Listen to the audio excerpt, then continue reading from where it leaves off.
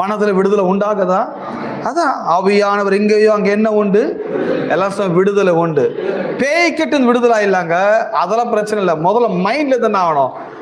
நிறைய கோயில பேய் விடுதலை ஆயிக்கிறாங்க, அதுக்கப்புறம் மைண்ட்ல ஒரு பெரிய ஸ்ட்ரெஸ்ஸை கொடுத்துறாங்க, மைண்ட்ல ஒரு பெரிய குழப்பத்தை கொடுத்துறாங்க, மைண்ட்ல ஒரு பிரஷரை கொடுத்துறாங்க.